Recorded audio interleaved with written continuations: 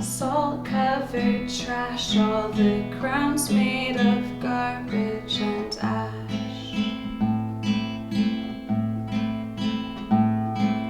She's desert trash and she's perfectly okay with that.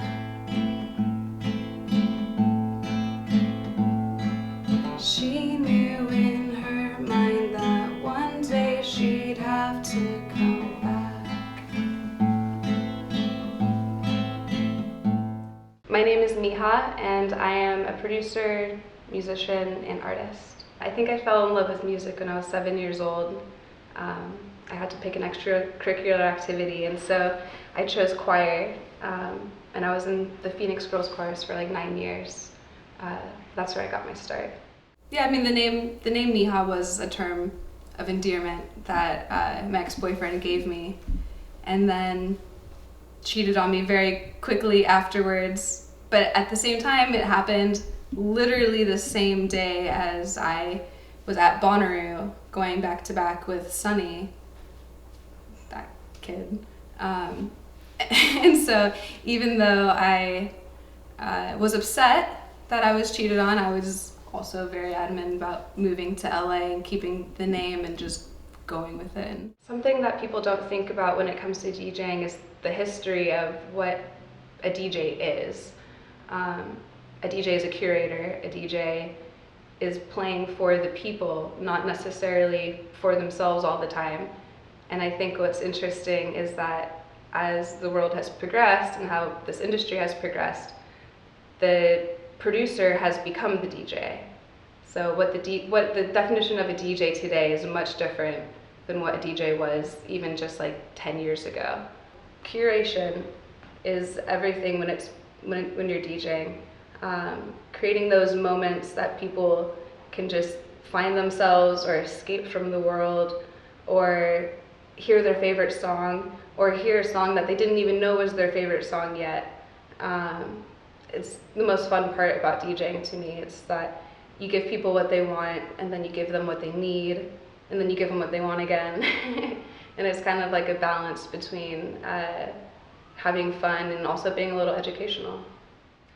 The thing I like about chess is that it's halfway a game of strategy and like knowing how all the pieces move and knowing how to work the board, being able to kind of guess what they're going to do next or position yourself in a way that lures them into a different path. And so it's almost like part strategy, part psychology, and I mean, there's just so many different possibilities depending on where you go. And so I kind of relate chess to life a lot in that way, where you think about it partly strategic, partly as knowing the people around you and knowing how to interact and engage with those people, and kind of setting yourself up but also taking risks and finding that perfect balance between the two.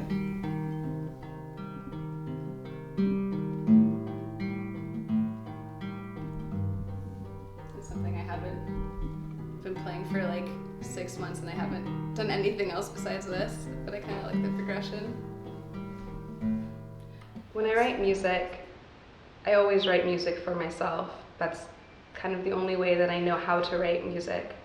I've tried writing music for the collective and for what I think would be a huge hit or a huge like club banger, and that never has come naturally to me. I think that the only way that I'm really able to write something genuine and authentic is if it's something that I'm feeling in that moment, and that's why it has to come out. It's not really a choice at that point, it's just something that you have to do. Yeah, I think the people that I'm trying to reach in my music is just somebody that can relate to the things that I'm saying or to the things that they hear, and regardless of what the meaning was for me when I wrote it, be interpreted in a way that's relative to them and what they're experiencing in their lives. I think that language is very subjective. I think that you can say things in one way and have a million different meanings behind it, just depending on the perspective of the listener. This one is my personal favorite. This one was actually a mistake. I was using this board as a thing to put my painting on top of while I was painting, And then when I took it off, it had these crazy patterns on it. And I thought, this is more art than the painting that I was just making as this background piece. So I wrote art is hard on it. That's kind of a joke. This is my fake Picasso piece that I made. These 4 actually all came, or 5, all came from when I was living in Mexico for a month. I went there just for songwriting and painting purposes, and ended up making some fun ones. This one's kind of nice. This is what I feel like my brain is sometimes. Just a cat getting stoned. Have some sketches over here. They're kind of just one-offs. Oh yeah, this is from Mexico too. La diversión means the fun. I don't remember what I named this one, but this is what I feel sometimes when I'm in public spaces and everybody's kind of has the same facial expression, or they're all sitting on their phones and everybody kind of looks like robot zombies and they're all the same. This is one that I made a bigger version of over there as well, that I called Depression.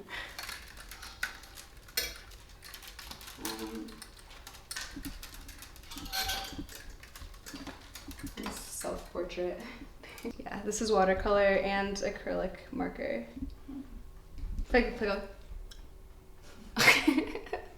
What inspired me to branch out into more of a songwriting type of position versus a producer, like for DJ tracks, was really just the fact that when I realized that I was no longer a DJ because I was a producer that was acting as a DJ,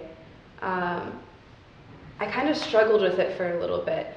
I felt like I was standing on these really big stages, it's confined between 2 monitors, and I wasn't utilizing the space that I wasn't utilizing the space as much as I wanted to be. But I also felt conflicted because I didn't really feel like I had a purpose to utilize that space. Like, sure, I could jump around on top of the decks, I could run around to the front and like hype people up while a track was playing, but to me that always felt a little weird because as a DJ, you're not really supposed to be the center of attention. You're supposed, like, the crowd is the center of attention. But now everybody was kind of looking at me as if I was the lead singer of a band, like some rock star. But I didn't really feel like I deserved that because I didn't feel like I was doing that much. Like, sure, I was playing sick tracks, but I mean, aside from that, like, there's nothing else I could really do there besides I put my hands up in the air. And the other issue that I came across was when I became a better producer and a better songwriter after years of doing it over and over again, I realized I wasn't really making music for the club. I was making really personal, intimate tracks that people don't want to hear in a club. Like, those are tracks that you listen, I don't know, in your car or when you're by yourself or if you're with your lover, but they weren't necessarily songs that you could play in clubs, and so I wasn't playing them.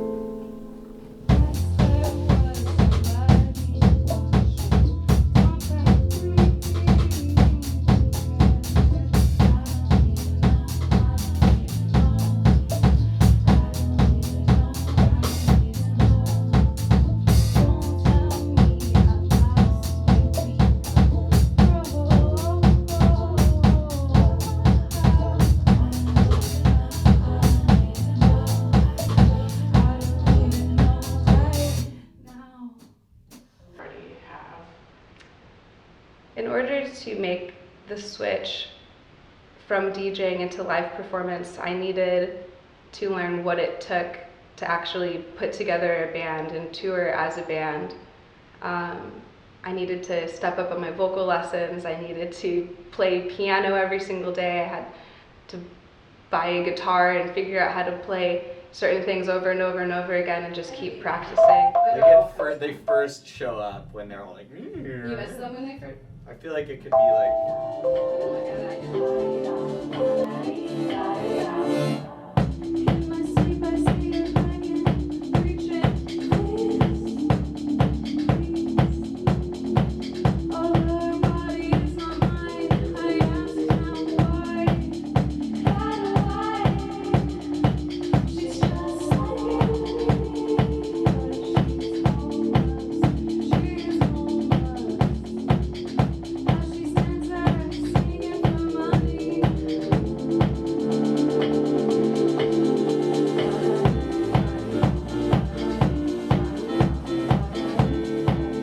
Desert trash to me is my entire childhood, up until adulthood really. Growing up in the desert, it's kind of a different vibe I think than growing up somewhere that's really flourishing. Like the desert is desolate. It's dry. Everything's brown and dead, and it feels like not alive, and it's just all trash. But it's actually really, really beautiful. There's something really beautiful about that desolation. Caught her